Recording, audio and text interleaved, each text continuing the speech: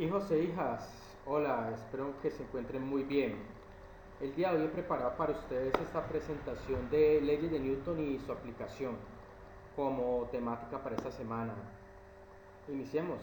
Bueno, decir que Isaac Newton es un personaje importante en la historia de la humanidad, creo que es una verdad de perogrullo.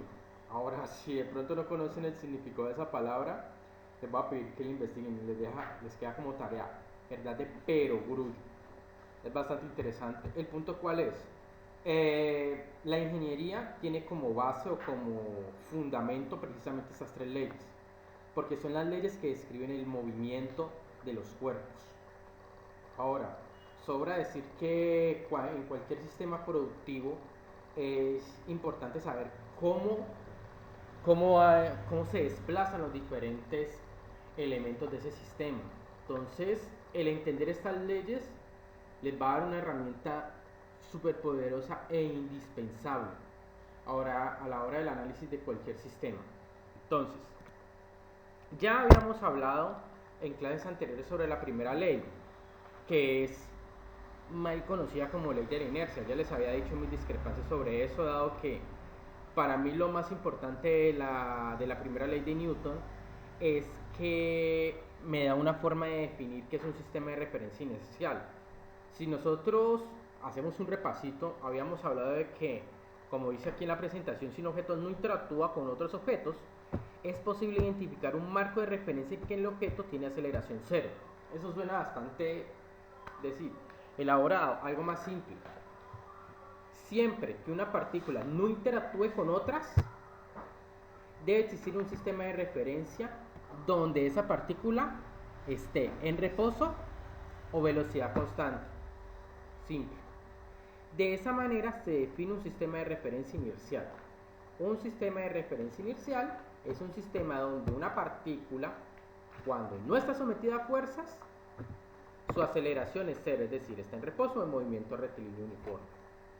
Ahora, ¿por qué la primera ley de Newton es importante? Porque simplemente tanto la segunda como la tercera ley están definidas siempre desde sistemas de referencia inerciales. Es decir, que de aquí en adelante todos los vectores de posición, todas las medidas que hagamos deben ser realizadas sobre sistemas de referencia inerciales, es decir, estáticos y entre comillas estáticos o a velocidad constante. Ahora, ya entrando en materia, ¿qué nos habla la segunda ley de Newton? Miren, si leemos lo que tenemos en el libro, establece que cuando se ve desde un marco de referencia inercial, la aceleración de un objeto es directamente proporcional a la fuerza neta que actúa sobre él e inversamente proporcional a su masa. Aquí me están hablando de fuerza neta. ¿Qué es la fuerza neta? Para empezar, la fuerza neta es la sumatoria de todas las fuerzas que actúan sobre un cuerpo. Es decir, que la segunda ley de Newton, primero, me involucra en un sistema de referencia inercial como ya lo había detallado anteriormente. Segundo, me habla de todas las fuerzas que actúan sobre ese cuerpo. Me dice que la aceleración, que es una característica cinemática, recuerdan que lo habíamos estudiado anteriormente, la aceleración como la variación de la velocidad o ya en un término matemático como la derivada de esta o la segunda derivada de la posición, depende de esa sumatoria de fuerzas y depende de la masa. ¿En qué manera? De manera proporcional a la fuerza, es decir, cuanta más fuerza hay, más aceleración experimenta el cuerpo. Y eso es supremamente importante. Ahora, cuanta más masa hay, la aceleración es menor. Entonces, ¿qué es lo que ocurre? Aquí tenemos como una especie de tira y afloje. Cuanto más fuerza, más rápido nos podríamos mover. Pero cuanto más masa, es más difícil. Por eso es que la masa es un concepto tan importante. Porque cuanto más masa, menos me puedo mover. Por eso es que ustedes pueden encontrar en muchos textos de que la masa es una cantidad que determina la inercia. Qué tan difícil es que se mueva un cuerpo. Y aquí en la segunda ley de Newton lo vemos plasmado con completa claridad. Ahora, esto es lo que ustedes van a encontrar en la mayoría de los textos, pero particularmente a mí no me gusta. ¿Por qué? Porque esta segunda ley de Newton solamente es válida si la masa de los objetos es constante. Ahora, ¿cuál es la situación? Que nosotros sabemos que pueden haber sistemas donde la masa varía. Entonces, si la masa varía, ¿cómo se modifica esta ley? Entonces, eso es algo que vamos a ver a continuación. Ahora, ustedes me pueden decir, profe, pero lo que usted está diciendo no tiene sentido, porque sabemos desde siempre que la masa se supone que es una constante, la masa de un cuerpo no tiene por qué cambiar. Pero es que recuerden que cuando tenemos sistemas de muchas partículas, cuando tenemos, por ejemplo, un sistema como un tarro de arena, él puede tener una fuga y puede estar perdiendo arena, o si tenemos un tarro de agua. Entonces fíjense que las leyes de Newton, a pesar de que las definimos, ¿cierto? Las definimos para objetos, podemos extender un poco más esa idea, entonces por eso yo hago esa salvedad. Aquí, como la enuncian, hablan de objetos, pero hay una definición mucho más estricta que es la que habla de partícula. Recuerden que cuando en clase hablamos de partícula es porque nos referimos a un objeto de la realidad que no se puede dividir en otros. Pero en los libros ustedes siempre van a encontrar la palabra objeto. Entonces cuando hablamos de objeto, sí podemos pensar de que dicho objeto está compuesto de partículas que una que otra le puede escapar. Entonces hay una pérdida de masa. Ahora, ya ustedes han hecho estas lecturas en el libro, pero de todas maneras es importante resaltar que la masa es una cantidad inherente en algunos objetos que hacen parte de la realidad. Porque ya como había hablado en otras clases, objetos como los fotones, como los bosones, algunos de ellos no tienen masa. Pero para las aplicaciones que tenemos en ingeniería, pues todos los objetos la tienen. La masa es una cantidad escalar, es un número y siempre es positivo. Eso es supremamente importante. Ahora, piensen que en esta descripción de la segunda ley de Newton tenemos una fuerza, tenemos un vector. Fíjense que tiene la flecha arriba y eso es supremamente importante. Ya me imagino que ustedes lo habían leído, pero es importante recalcar que la fuerza es una cantidad vectorial. Tiene magnitud, dirección y sentido.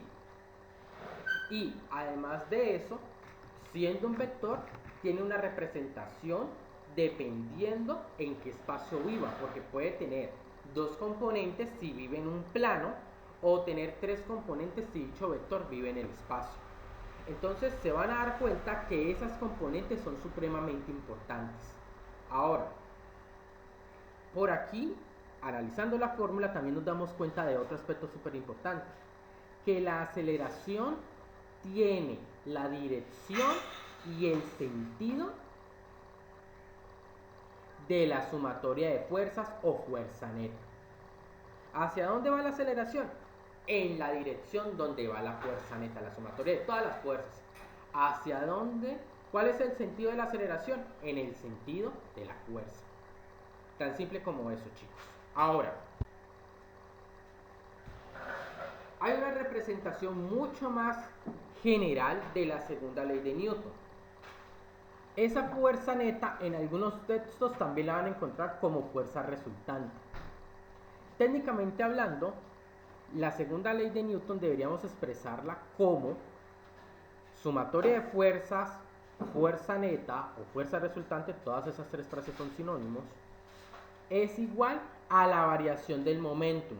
El momentum es una cantidad física que hablaremos con mucho más detalle en capítulos posteriores. Pero para la discusión que tenemos ahora, ¿qué es lo importante? Que el momentum es la masa multiplicada por la velocidad. Entonces, si la masa es una constante, sale de esa derivada y me quedaría masa por derivada de velocidad. Pero es que ya sabemos que la derivada de la velocidad es la aceleración. Es decir, ¿cierto?, que una forma más general de escribir la segunda ley de Newton es fuerza resultante igual o fuerza neta igual a la derivada del momento. Entonces, ¿qué es lo que ocurre? esa fuerza resultante, siendo igual a la variación de momento, y si la masa es constante igual a la masa por la aceleración, tiene tres componentes: componente X, componente Y y componente Z. ¿Qué es lo que ocurre? Para que dos vectores sean iguales, todas sus componentes deben ser iguales. Eso significa que la sumatoria de fuerza en X debe ser igual a la masa por la aceleración en X. La sumatoria de fuerzas en Y debe ser igual a la masa por la aceleración en Y. Y la sumatoria de fuerzas en Z debe ser igual a la masa por la aceleración en Z. Entonces eso va a ser súper importante. ¿Por qué? Porque siempre que hablemos de esa segunda ley de Newton tenemos que sacar la componente X, la componente Y y la componente Z. Y resolver cada una de esas ecuaciones dependiendo de lo que nos pidan. Entonces aquí hay un aspecto matemático supremamente importante. ¿Cuál es? Por lo general, si estamos analizando la dinámica de un solo cuerpo y ese cuerpo vive en el plano, ¿cuántas ecuaciones tendríamos? Dos nomás si vive en el plano. Es decir, sumatoria de fuerzas en X igual a masa por aceleración en X, sumatoria de fuerzas en Y igual a masa por aceleración en Y. Es decir, que siempre voy a tener dos ecuaciones. Ahora, si este único cuerpo vive en el espacio, yo voy a tener tres ecuaciones. Entonces, ¿por qué insisto en lo de las ecuaciones? Porque ustedes ya vieron un poco ese curso de álgebra lineal.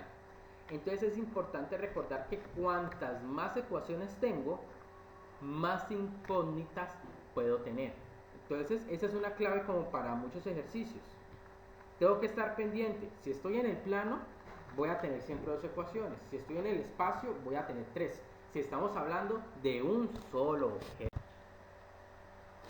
Aquí hay una aplicación supremamente importante de la segunda ley de Newton, que es la ley del equilibrio. ¿En qué consiste? Si nosotros asumimos que la sumatoria de fuerzas es igual a la masa por la aceleración, ¿qué pasa con los objetos que están estáticos? Es decir, los objetos que no se mueven con respecto a un sistema de referencia.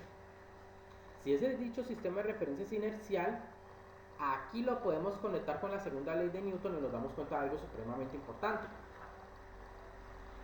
Si ese cuerpo no se mueve, significa que su velocidad es cero con respecto a ese sistema de referencia inercial. Y a su vez, si la velocidad es cero para todo valor de tiempo en el cual nosotros estemos estudiando o analizando ese sistema, significa que la aceleración es cero. Entonces, por la segunda ley de Newton, si la sumatoria de fuerzas es masa por aceleración y la aceleración vale cero, indiscutiblemente cualquier cantidad multiplicada por cero pues da cero. Eso significa que la sumatoria de fuerzas, fuerza neta o fuerza resultante, debe ser igual a cero. ¿Eso qué quiere decir? Que la sumatoria de fuerzas en X de ese cuerpo debe ser cero. La sumatoria de fuerzas en Y de ese cuerpo también debe ser cero. Y la sumatoria de fuerzas en Z de ese cuerpo también debe ser cero. Entonces aquí tenemos un resultado supremamente importante en la ingeniería. Doy un ejemplo: en ingeniería civil, cuando usted tiene un puente, cuando usted tiene una estructura fija, siempre la sumatoria de fuerzas debe dar cero. Entonces esa es una aplicación supremamente importante y por eso hago hincapié. Ahora, es supremamente importante considerar el hecho de que esto no solamente vale para sistemas estáticos. ¿Por qué? Porque si un cuerpo se mueve a velocidad constante con respecto a un sistema de referencia inercial, significa también que su aceleración es cero. Es decir, que esta ley de equilibrio también vale. Es decir, que un cuerpo que está a velocidad constante también tiene que tener sumatoria de fuerzas cero.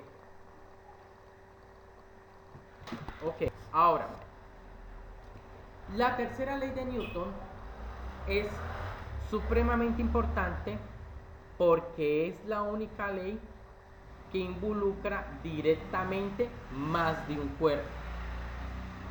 ¿Cómo así? Piensen que en la primera ley de Newton hablamos de un cuerpo que no está sometido a ninguna interacción. En la segunda ley hablamos de un cuerpo que sufre interacciones pero experimenta fuerzas, pero no nos interesa o no nos intriga saber qué pasa con el otro cuerpo, con el cuerpo que genera esa fuerza. Recuerden que las fuerzas y las interacciones solo existen en presencia de dos cuerpos, de dos objetos. Entonces, la tercera ley de Newton me da luz sobre eso. ¿Qué pasa con el otro cuerpo? Entonces, lo que ustedes van a encontrar en la mayoría de los textos es lo siguiente. Si dos objetos interactúan, la fuerza 1,2 que ejerce el objeto 1 sobre el objeto 2 es igual en magnitud y opuesta en dirección a la fuerza F2,1 que ejerce el objeto 2 sobre el objeto 1. La forma matemática de escribir esto es que F1,2 es igual a F2,1. En estas notaciones es importante aclarar que el primer índice representa el objeto que ejerce fuerza. El segundo índice representa el objeto que recibe la fuerza. ¿Estamos de acuerdo? Entonces, siendo de esa manera, nos están diciendo que si yo aplico una fuerza sobre un objeto, este objeto aplica una fuerza sobre mí con igual magnitud, con igual dirección, pero sentido contrario. Eso es lo que me está diciendo el signo menos. Recuerden que un signo menos en un vector significa simplemente que le estoy cambiando el sentido. Ahora, en este gráfico podemos representar eso con mayor claridad. Miren que el cuerpo 2 experimenta una fuerza provocada por el cuerpo 1. Miren que el cuerpo 1 experimenta una fuerza provocada por el cuerpo 2. Estas dos fuerzas están relacionadas de tal manera que la una está en sentido contrario de la otra. Esta ley es supremamente importante porque esta ley, las leyes de Newton son un logro importante en la historia de la humanidad, pero en el transcurso en el cual nosotros comenzamos a estudiar diferentes fenómenos de la naturaleza, nos dimos cuenta que valen en ciertos sistemas y en otros no. Por ejemplo, ¿qué es lo que ocurre? Nosotros podemos definir los sistemas por qué tan grandes o qué tan pequeños son. Los sistemas cotidianos, los sistemas a los cuales se enfrenta un ingeniero, son sistemas de escala macroscópica, es decir, son muchas partículas. Ustedes como ingenieros nunca van a, bueno, no nunca, pero es muy difícil que ustedes estudien qué es lo que le pasa a un electrón en un laboratorio, a qué es lo que le ocurre a un núcleo atómico, eso es difícil. Pero ¿qué ocurre? Si estamos hablando de una máquina industrial, si estamos hablando de un vehículo, si estamos hablando de un sistema productivo, ¿cierto? O si hablamos de la industria aeroespacial, ¿qué es lo que ocurre? Esas escalas de medida están en el orden de los milímetros y en el orden de 10 a la 2. Estoy hablando aquí de ya 10 a la 2 es una escala astronómica, es la distancia. 10 a la 12 es aproximada, es un poquito más de la distancia entre la Tierra y el Sol. En esa escala macroscópica, las leyes de Newton, las tres son válidas, particularmente en tres sistemas. En la mecánica, que es lo que nos concierne a nosotros este semestre, la hidrodinámica, que es el estudio de los fluidos, y la aerodinámica, que pues también estamos hablando de fluidos, pero más particularmente de gases. Entonces, ¿qué es lo que ocurre acá? En esa escala macroscópica, podríamos decir en cierta medida cotidiana, ignorando pues ese 10 a la 12, escalas astronómicas, las leyes de Newton son válidas, las tres. ¿Qué es lo que ocurre? Históricamente, cuando se comenzó a estudiar el electromagnetismo, los físicos se dieron cuenta que había una incongruencia en la tercera ley de Newton. Y también en la segunda. Era muy evidente en la tercera ley de Newton. Hay sistemas electromagnéticos que usted tiene dos cargas que se están moviendo y la una ejerce sobre la otra fuerza magnética. Y usted se puede dar cuenta, eso ustedes lo van a ver el próximo semestre. Y ustedes van a poder verificar de que la fuerza que la una ejerce sobre la otra no es igual a menos la fuerza de la otra. No es igual. Eso significa que la tercera ley de Newton no es válida. Entonces, en un sistema macroscópico, como pueden ser dos partículas cargadas, pueden ser dos esferas cargadas, en fin, etcétera. Estoy aquí ya hablando un poquito de temas que son más adelante. Ya no vale la tercera ley de Newton. La segunda ley de Newton tampoco vale para la interacción entre una carga y un dipolo eléctrico. Les dejo como tarea, por favor, investigar qué es un dipolo eléctrico.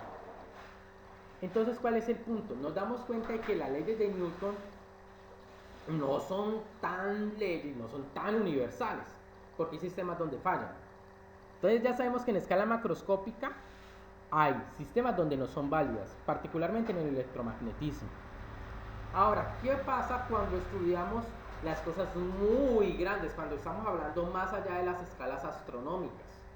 Es decir, cuando ya estamos hablando de las interacciones entre galaxias, cuando estamos hablando de objetos de escalas galácticas.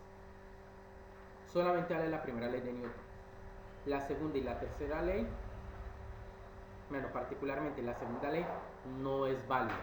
¿Por qué? Por la relatividad general que propuso Albert Einstein. Entonces ahí tenemos otra falla. Particularmente, ese es un dato curioso. El hombre pudo llegar al espacio gracias a las leyes de Newton. Con las tres leyes el hombre llegó al espacio. ¿Qué ocurre?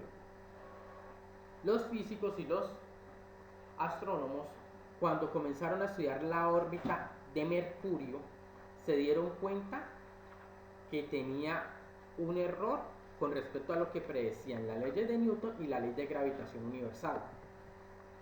Entonces, en esa búsqueda de entender, ¿cierto?, por qué estaba fallando eso, se dieron cuenta de que eso también estaba conectado con la relatividad general.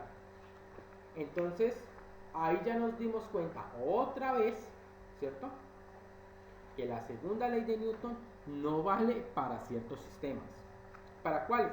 Para los sistemas donde la relatividad general tiene validez. Sistemas con masas muy grandes o sistemas donde las velocidades son cercanas a la velocidad de la luz. Ahora, en contraste, si ya hablamos de lo macroscópico, si ya hablamos de las cosas que están en una escala astronómica, ¿qué ocurren con las cosas muy pequeñas? Cuando estamos hablando ya de un electrón, cuando estamos hablando de un fotón, cuando estamos hablando de moléculas, ya no vale ninguna de las leyes de Newton. ¿Por qué? Porque cuando estamos hablando de esas escalas nanométricas, ya estamos yendo al territorio de la mecánica cuántica. Y en ese territorio, tanto el concepto de posición como el de momentum pierden validez en la manera en que nosotros lo entendemos como cantidades. Primero que todo, deterministas en el sentido de que yo conozco la posición, yo conozco el momentum o la velocidad del objeto. Pierden toda validez. Entonces es importante darnos cuenta de que las leyes de Newton no aguantan con todo y tienen una escala de validez, podríamos decirlo de cierta manera. ¿Dónde vale? En escalas macroscópicas, exceptuando sistemas electromagnéticos. Ahí ya no funciona. Entonces, para terminar, vamos a hacer dos ejemplos supremamente simples. ¿Cuál es el primero? Un trabajador aplica una fuerza horizontal constante con magnitud de 20 newtons a una caja con masa de 40 kilogramos, que descansa en un piso plano con fricción despreciable. ¿Qué aceleración sufre la caja? Este es un problemita muy parecido a los que ustedes probablemente hicieron en el colegio. Para recordar, ustedes ya hicieron las lecturas, pero recuerden que las unidades en el Sistema Internacional de Medidas, para masa es el kilogramo, para la fuerza son los newtons. Esas son las unidades en el Sistema Internacional de Medidas. Entonces tenemos 20 newtons, tenemos una masa de 40 kilogramos y tenemos también un dibujo que nos esquematiza esa situación. Ese dibujo no lo hice yo, estaba en un texto. ¿El punto cuál es?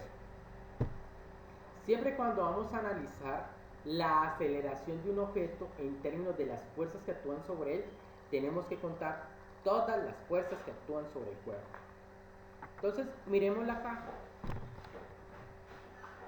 Esa caja, ¿cierto?, está sometida a la fuerza del trabajador. El trabajador aplica sobre ella una fuerza de 20 newtons.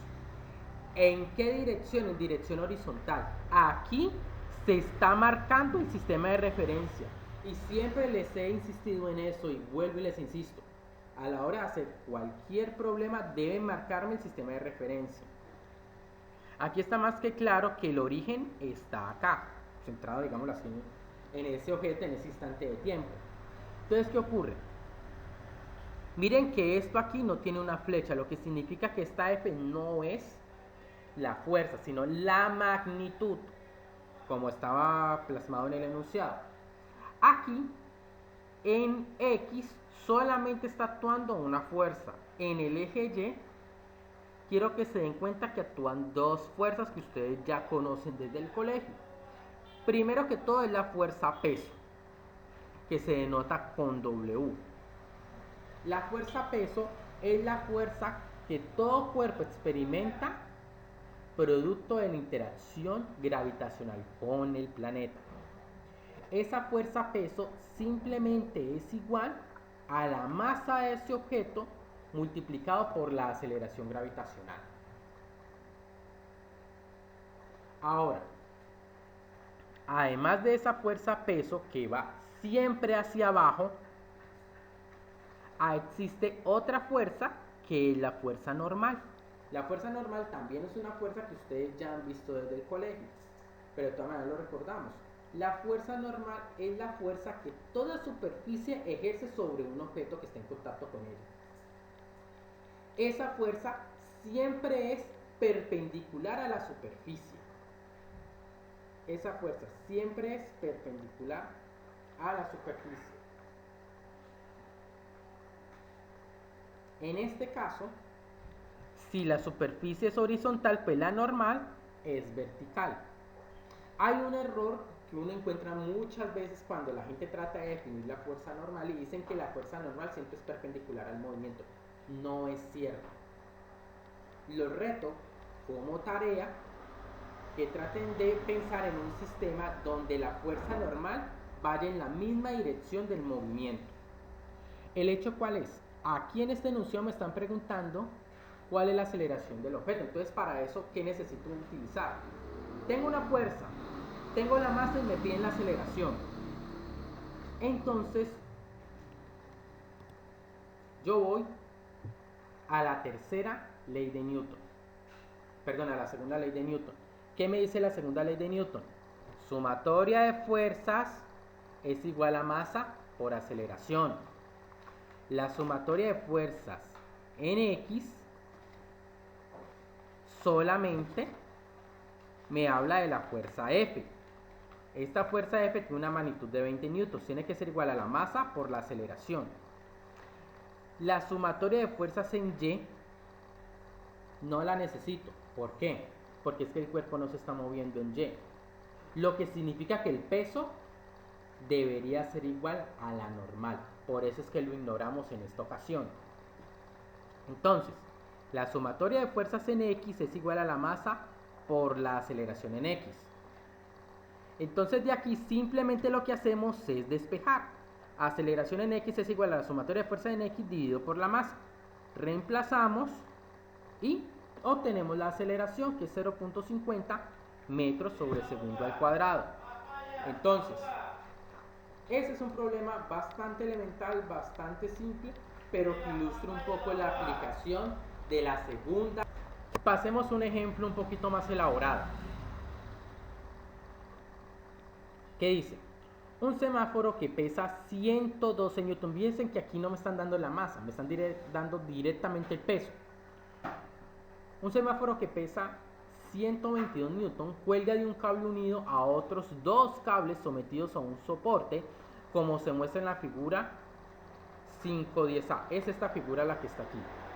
Los cables superiores forman un ángulo de 37 y 53 grados con la horizontal. Estos cables superiores no son tan fuertes como el cable vertical y se romperán si la tensión en ellos supera los 100 newtons. El semáforo permanecerá colgado en esta situación o alguno de los cables se romperá. Entonces, aquí ustedes, ¿qué tienen que hacer? Primero, hacer una lectura detallada del ejemplo, ¿cierto? Entonces, miren, aquí la primera pregunta es, ¿será que este sistema se mueve o este sistema es estático? Creo que es más que obvio que nadie ha visto un semáforo así moviéndose, ¿no? Es decir, es tremendamente intuitivo que en este sistema el semáforo está estático. Es decir, que aquí esto nos remite a la ley del equilibrio. El semáforo debe estar con aceleración cero, lo que significa que la sumatoria de fuerzas sobre el semáforo debe ser cero. Pero es que lo que pasa es que el semáforo solamente está agarrado de esta cuerda vertical, lo que significa que él solamente está sometido a la tensión T3. Recuerden que todas las fuerzas, ¿cierto?, que son transmitidas por cuerdas son conocidas como tensiones. Entonces, aquí me están preguntando, estos cables superiores no son tan fuertes como el cable vertical y se romperán si la tensión no supera los 100 newton. Me están preguntando es por los cables T1 y los cables T2. Entonces, la magnitud de la fuerza de esos cables, la magnitud de esas tensiones, si es mayor a 100 newtons, el cable se romperá. Ahora, la pregunta es, ¿cuánto valen esas tensiones? Entonces, ¿qué es lo que debemos hacer? Primero, la sumatoria de fuerzas en Y del semáforo establece que la tensión 3, ¿cierto?, que es vertical, ¿cierto?, que es una fuerza en Y, menos la fuerza gravitacional, es decir, el peso del semáforo, deben ser igual a 0 porque el semáforo está estático. Eso significa que la tensión 3 es de 122 newtons, despejando. Ahora, no me está preguntando por la tensión 3, sino por la tensión 1 y la tensión 2. Pero entonces, bueno, ¿y cómo hago eso? Si se supone, ¿cierto?, que el único objeto en este sistema es el semáforo. Pues resulta, chicos y chicas, que en este sistema hay otro punto. Bueno, más no hay un objeto, pero hay un punto importante. El punto en el cual se unen las tres cuerdas. Aquí hay una representación de ese punto. Ese punto está estático. Eso es un punto. Fíjense que este punto no tiene masa. Pero en este punto convergen las fuerzas. En este punto no hay movimiento. Eso significa que la sumatoria de fuerzas en ese punto debe ser 0. Entonces, ¿qué es lo que tenemos que hacer ahí? De nuevo, hacer la sumatoria de fuerzas en X, hacer la sumatoria de fuerzas en Y, y ambas sumatorias deben ser igual a 0, porque este punto no se mueve. Entonces, la tensión 1 tiene una componente en X y tiene una componente en Y. Este es el ángulo, la componente X es cateto adyacente, lo que significa que aquí tenemos coseno. Esta componente Y, ¿cierto?, es cateto opuesto, lo que significa que es seno. La componente X va hacia la izquierda, lo que significa que es negativa. Eso es la descomposición de la tensión 1. En la tensión 2, fíjense, este es el ángulo. Si este es el ángulo, la componente X es cateto adyacente, lo que significa que es coseno. La componente Y es cateto opuesto, lo que significa que es seno. Entonces, ¿qué es lo que me dicen estas descomposiciones? Que tengo tanto componentes X y Y de la tensión 1 y la tensión 2. Aquí la pregunta es ¿de dónde sale la tensión 3? Por ley de acción-reacción. Aquí estamos aplicando la tercera ley de Newton. La cuerda está atada, esa cuerda, podríamos decir cuerda 3, está atada al semáforo y al punto de convergencia de las fuerzas. Entonces, podríamos decir que el semáforo empuja el punto y el punto, ¿cierto? Ese punto de contacto empuja al semáforo. ¿Eso qué significa? Eso significa que como son fuerzas que un objeto hace sobre otro, tiene que haber una acción-reacción. Es decir, que esta tensión 3 que va hacia arriba es la misma, ¿cierto? Tiene la misma magnitud, la misma dirección, pero sentido contrario que la fuerza, que la tensión T3 tiene hacia abajo en el punto de convergencia de las fuerzas. Es decir, que el valor de esta tensión T3 en este esquema es de menos 122 newtons porque va hacia abajo. Ahora, como ya había establecido anteriormente, tengo que hacer sumatoria de fuerzas en X. ¿Y cuánto me tiene que dar? 0. Debo hacer sumatoria de fuerzas en Y. ¿Y cuánto debe darme? 0. Entonces yo quiero que se den cuenta que en la ecuación 1 yo puedo coger y despejar la tensión 2. Porque menos T1 coseno de 37 grados se está restando. Pasa al otro lado a sumar. El coseno de 53 está multiplicando. Pasa al otro lado a dividir. Si ustedes cogen estos datos y los meten en la calculadora, les va a dar 1.33. Entonces piensen que T2 es igual a 1.33 T1. Este resultado lo reemplazamos en la ecuación 2 que está acá. Miren, T1, seno de 37 grados, más T2, pero es que ¿cuánto vale T2? 1.33 T1, reemplazamos, seno de 53 grados menos 122 igual a 0. De aquí, chicos, simplemente aritmética, álgebra básica, perdón, despejamos T1 y me da en magnitud 73.4 newtons. Ahora, si yo reemplazo este 73.4 en la ecuación 3, me va a dar que la tensión 2 no es más que 97.4 newtons. ¿Eso qué significa con respecto a lo que hablamos en el enunciado?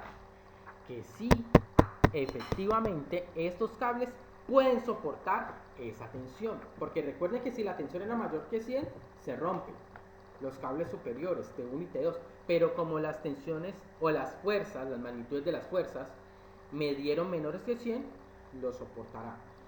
Entonces creo que estos dos ejemplos aclaran muchas ideas o muchos conceptos con respecto a la segunda y la tercera ley de Newton.